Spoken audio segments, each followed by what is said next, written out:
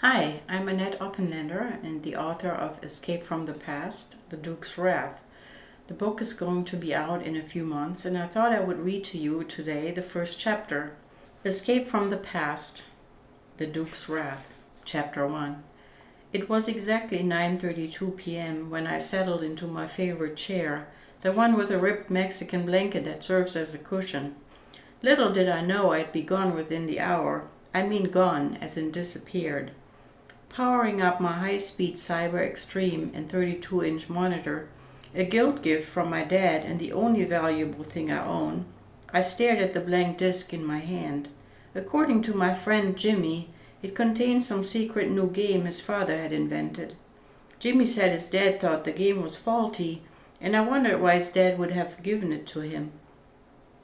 Most people consider Jimmy the lucky one. He lives in a mansion because his father runs some ginormous tech company. My mom and me share space with 1,000 spiders in a 2-bedroom cottage with a thatched roof. Who in the 21st century lives in a house covered with a bunch of straw? Anyway, I digress. The tower purred as it swallowed the disk, the best sound in the world. It took a long time to boot, which should have given me the first clue something was wrong. If there's one thing that drives me crazy, it's slow processors, and I knew it wasn't my equipment. I've been gaming since I was 6 and consider myself pretty good, especially when it comes to debugging stuff. I was stoked to figure it out, maybe make a few bucks in the process. I'm still American enough to think of dollars instead of euros because we've only lived in Germany for 2 years. I was scrounging for a candy bar in my desk when a flame shot across the screen, burning yellow, red, and blue.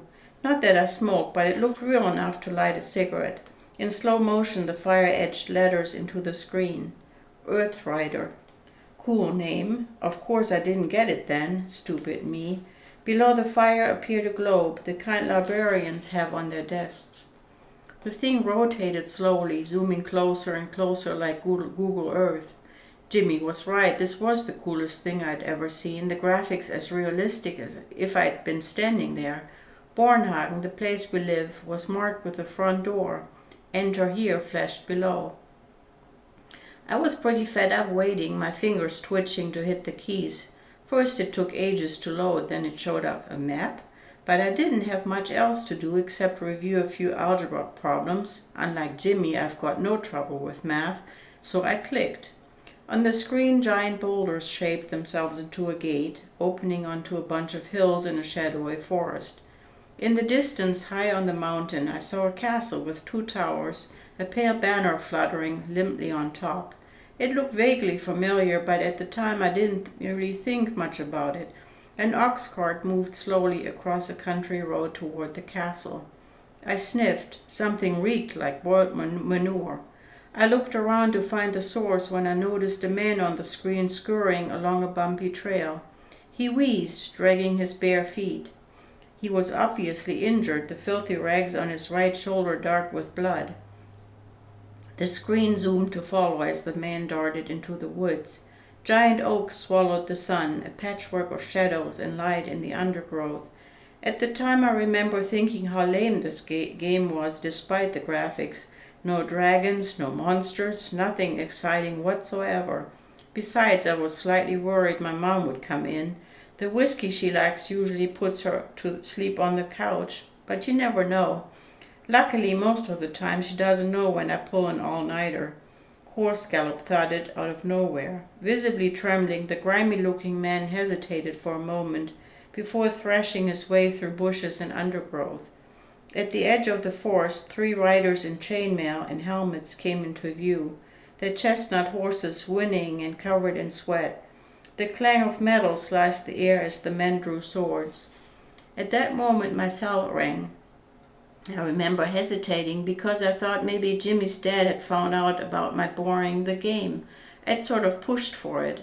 I should have stopped what I was doing right then, but I was still curious and decided to ignore the phone. On the screen a yellowed scroll, its edges burned and crumbling, unfolded into a menu.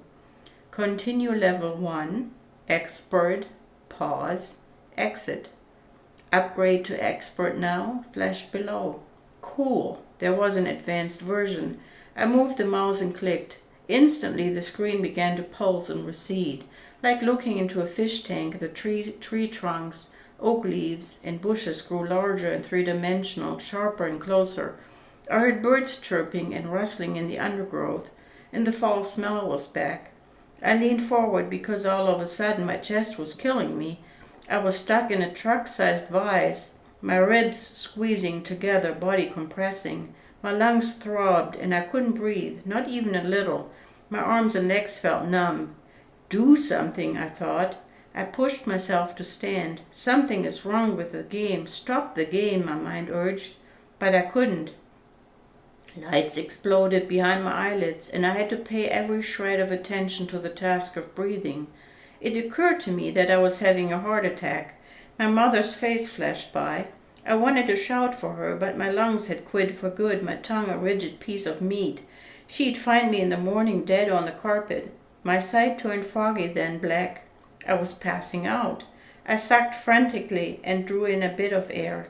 Slowly, with each breath, the crushing heaviness disappeared. Blinking away the haze, I wiped my sweaty forehead. I should make an appointment with the family doctor. Something moved ahead. There at the edge of a clearing cowered the man in rags, holding his right elbow. He trembled, and now that I was closer, I saw blood dripping from his wrist. The 3 riders had surrounded him, their blades pointing toward the man's neck. One rider dismounted, his face shadowed by a half-helmet and curled brownish beard, his hands covered by steel gauntlets like lizard scales. The other 2 sat motionless, waiting. I tried to get a better view of what the horsemen were doing when I looked down and froze. I stood on the root of an oak tree. Surely I imagined things, but those were definitely my Nikes I'd forgotten to take off when I returned home. I moved my foot. Leaves crackled. A twig snapped. Something terrible had happened, something I couldn't wrap my mind around. I blinked and looked to my right. Trees and undergrowth were losing themselves in the gloom. I remembered the mouse in my right hand, but when I lifted my arm, my fingers came up empty, except for the smear of something sticky on my palm. I was bleeding. Wait! The bush next to me was covered in blood. Not mine, I realized with relief. Disgusted, I wiped my shaking hands with a fistful of leaves and turned to look behind me. The woods stretched into darkness, shadows within shadows, nearly black. My room was gone. That concludes chapter 1, and hopefully you'll be interested to learn more about chapter 2. Thank you.